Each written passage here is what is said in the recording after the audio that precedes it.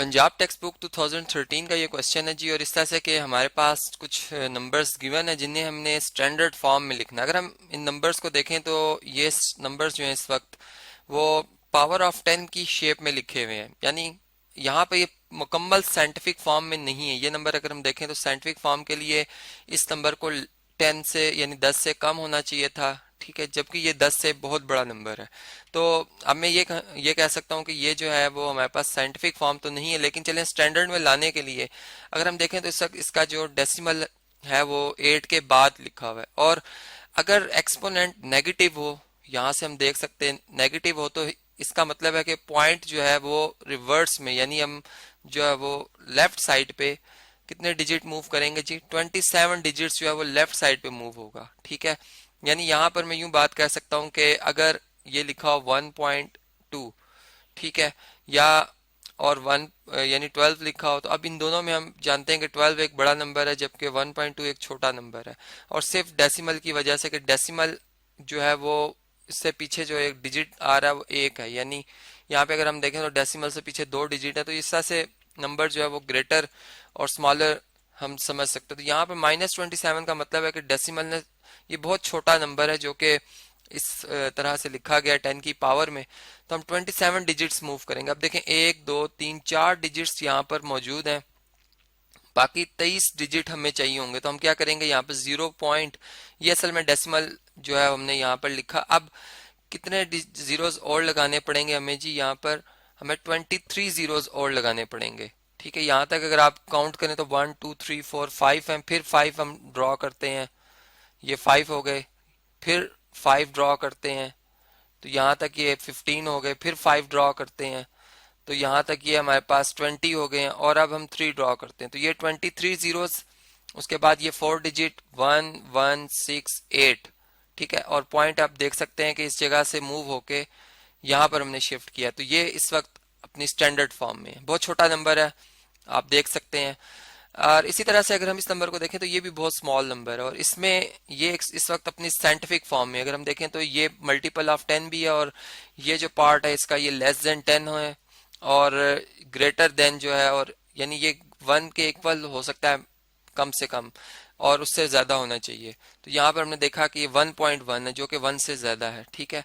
तो अब हम क्या करेंगे, इसमें भी हमने पॉइंट को जो है वो लेफ्ट साइड पे ही मूव करना है, और कितने डिजिट मूव करना है ये आप देख सकते हैं, 24 डिजिट्स मूव करना। एक डिजिट यहाँ पर मौजूद है, हमें 23 जीरोस लगाने होंगे। अगेन वही बात जैसा ऊपर हम यहाँ पर 1 2 3 4 5 ये डिजिट लगाए, जीरोस लगाए, ठीक है, ये डिजिट्स के तौर पर। फिर 1 2 3 4 5 10 हो गए यहाँ तक, फिर 1 2 3 4 5 15 हो गए, फिर 1 2 3 4 5 ये 20, और फिर ये 3, ये हमने 23 जो है वो डिजिट्स यहाँ पे मुकम्मल किए। एक ये है 1, ठीक है, क्योंकि पॉइंट यहाँ पे था, यहाँ से मूव होके यहाँ पे आया, तो बाकी जो इससे आगे वाले डिजिट्स हैं वो अपनी जगह पर ऐसे ही रहेंगे बरकरार, ठीक है। तो ये आप देख सकते हैं कि ये नंबर हमने इस तरह से इसको स्टैंडर्ड फॉर्म में लाया। अब ये नंबर अगर आप देखें तो इसमें पावर जो है वो पॉजिटिव है, इसमें नेगेटिव थी, इन दोनों में नेगेटिव थी, लेकिन यहाँ पे एक्सपोनेंट पॉजिटिव है। इसका मतलब है कि अब 2 में पॉइंट इस जगह पर, डेसिमल ने मूव करना है जी राइट साइड पे,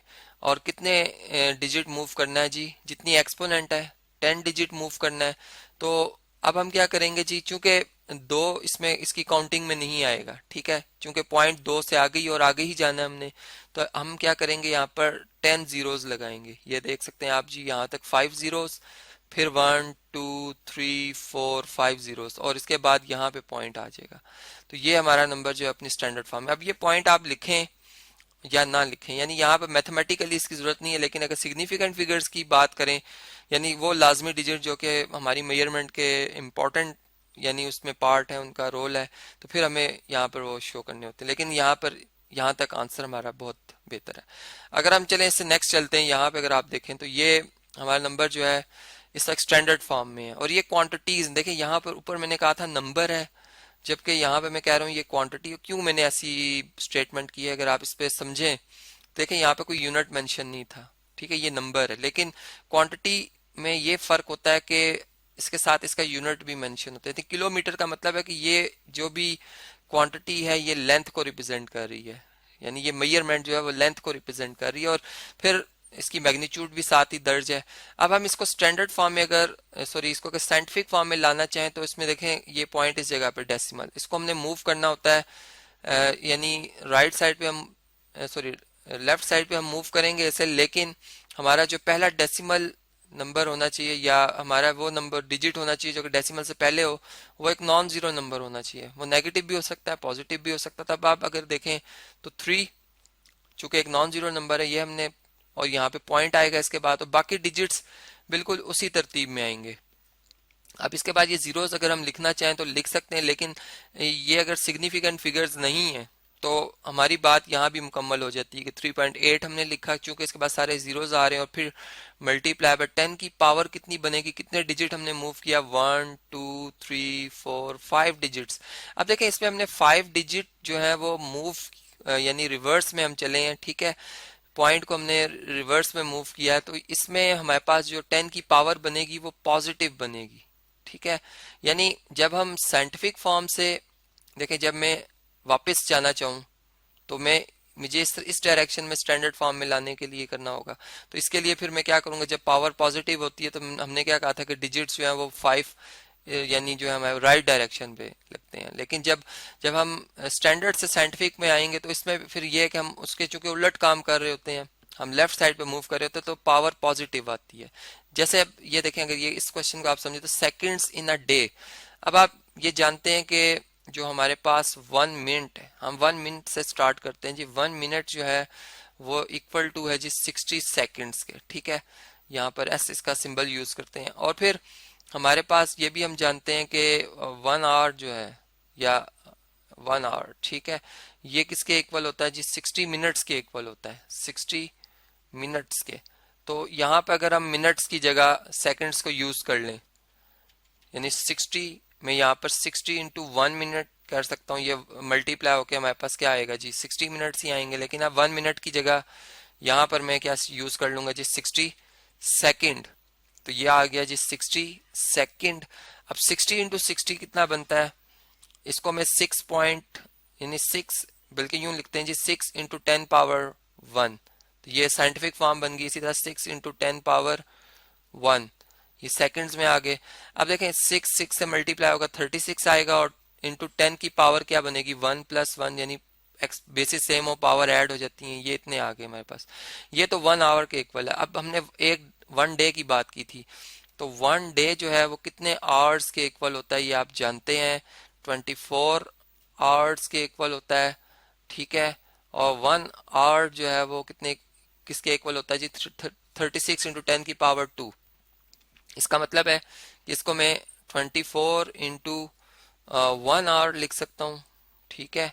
और 1 आवर जो है वो किसके इक्वल है जी, ये इस वैल्यू के इक्वल है। यहाँ पर हम लिख देंगे 36, ये 36 है जी इंटू 10 पावर 2, और यहाँ पे क्या आ जाएगा जी, यूनिट सेकंड्स का। अब हमने इसको स्टैंडर्ड फॉर्म साइंटिफिक फॉर्म में भी लिखना है, तो इसके लिए हम ये करते हैं जी कि यहाँ पे ये 2.4, 24 को हम लिख सकते हैं 2.4 इंटू 10 पावर 1, यानी इसमें भी मैंने इसी तरह से डिजिट जो है वो मूव किया एक, इसी तरह यहाँ पे पॉइंट था और इसको मैंने एक डिजिट पीछे रिवर्स मूव किया, तो ये भी 3.6 इंटू 10 पावर 1 आ जाएगी, और ये हमारे पास 10 पावर 2 आ रही है। अब देखिए 1 प्लस 1 2, और 2 प्लस 2 क्या आ जाएगी 4, यानी 2.4 मल्टीप्लाई बाय 3.6 और मल्टीप्लाई बाय 10 पावर 4, यहाँ भी सेकंड शो करेंगे हम। अब अगर हम 2.4 को 3.6 से मल्टीप्लाई करते हैं तो ये हमारा आंसर जो है तकरीबन, चलें इसे हम देखते हैं, इसे काउंट करते हैं जी क्या आंसर आता है जी। ये बनता है जी 8.64 इंटू 10 पावर 4 आ जाती है सेकंड्स। क्योंकि ये 10 से कम है इसलिए साइंटिफिक फॉर्म ही में ही है। ये नंबर जब हमने इन दो को मल्टीप्लाई किया तो 8.64 बना, और जो कि 10 से लेस है इसलिए हमने कहा साइंटिफिक फॉर्म में ही है। तो इस तरह से आपने देखा कि हमने कैसे जो है इन प्रॉब्लम्स को कन्वर्ट किया, यानी एक स्टैंडर्ड फॉर्म से साइंटिफिक फॉर्म में और साइंटिफिक फॉर्म से स्टैंडर्ड फॉर्म में इसे कन्वर्ट किया।